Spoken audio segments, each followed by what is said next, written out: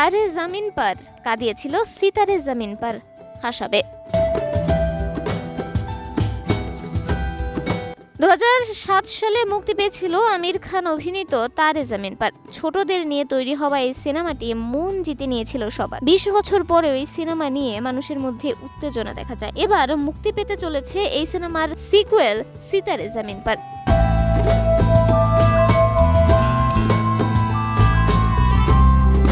সিতারে জামিন পার সিনেমার আমির খান এবং দর্শালি সাফারি অভিনয় করলেও সিনেমার গল্প এবং চরিত্রে অনেকটাই আলাদা। এই সিনেমায় বহু বছর পর অভিনয় করবেন জেনেলিয়াও। তবে এই সিনেমাটি মানুষকে আগের মতো কাঁদাবে না, বরং হাসাবে। সম্প্রতি সিনেমার গল্প এবং চরিত্র নিয়ে কিছু তথ্য দিয়েছেন আমির খান।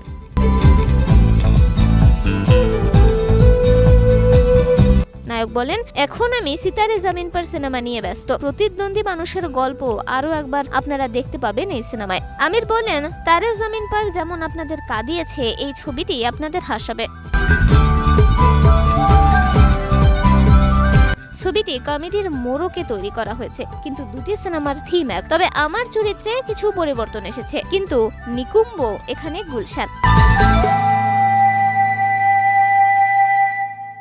অভিনেতা বলেন, নিকুম্ব একজন সংবেদনশীল ব্যক্তি ছিলেন, কিন্তু এই ছবিটা আমার চরিত্রের নাম গুলশান। এই ছবির ব্যক্তিত্ব নিকুম্বের একেবারেই বিপরীত। সে ভীষণ অভদ্র, সকলের সঙ্গে ঝগড়া করে, সকলকে অপমান করে।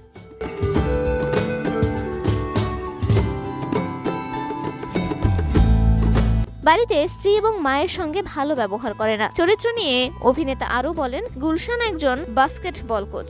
সে নিজের সিনিয়র কোচকে পর্যন্ত মারধর করে। তবে এটি সে ইচ্ছাকৃতভাবে করে না, তার ভেতরে অনেক সমস্যা রয়েছে। গল্প যত এগোবে তত এর সমাধান হতে থাকবে। কিভাবে এই পরিবর্তন ঘটবে সেটাই শেখার।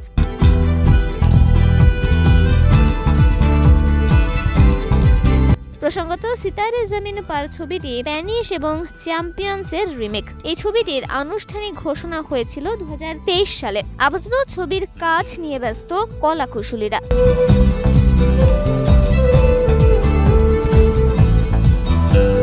ছবির মুক্তির তারিখ এখনো আনুষ্ঠানিকভাবে ঘোষণা করা হয়নি, তবে মনে করা হচ্ছে আগামী বছরেই ছবিটি মুক্তি পাবে।